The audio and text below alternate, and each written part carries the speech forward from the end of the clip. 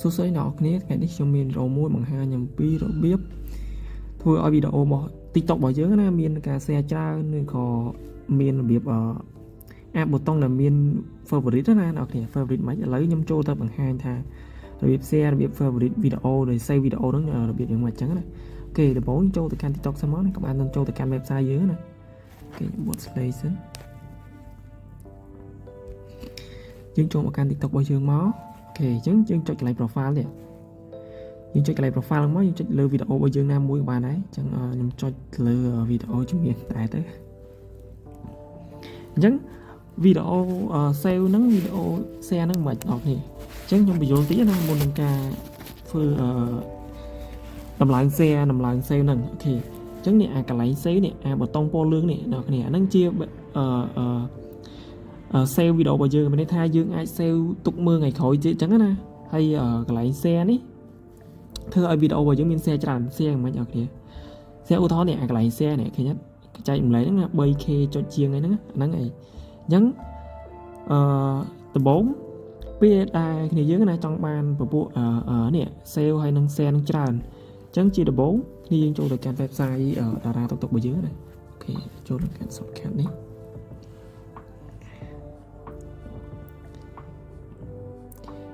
អញ្ចឹងពេលដែលចូលមកកាន់ website ហ្នឹងហើយនេះយើងអូមកក្រុមទៀតមកចុចកន្លែង category នេះមួយមក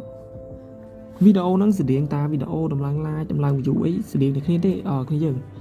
អញ្ចឹងគ្នាយើង scroll មកក្រុមតិចមកនេះឃើញ TikTok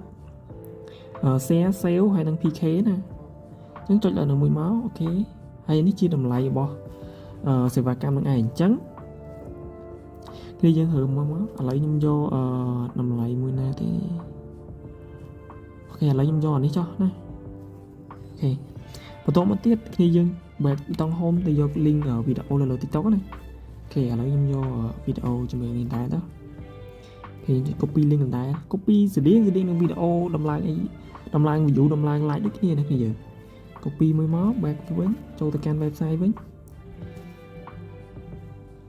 យើងសង្កត់វាជាប់មកយើងផាសកន្លែងហ្នឹងមួយអូខេកន្លែងនេះចំនួន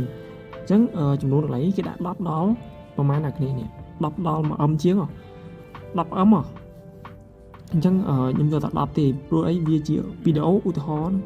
គេយក10អញ្ចឹងចំណាយអស់40ប្រហែលសេនទេអ្នកគ្នាអូខេឥឡូវយើងចុច Play Store ដែរមក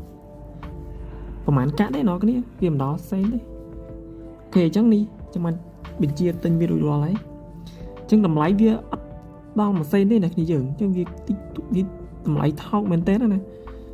ខេអញ្ចឹងនេះជាប្រកាសប័ណ្ណដែលខ្ញុំអាចបញ្ជាទិញវារួចរាល់ហើយអូខេអញ្ចឹងវីដេអូហ្នឹងមានតែប៉ុណ្ណាគ្នាយើងអរគុណ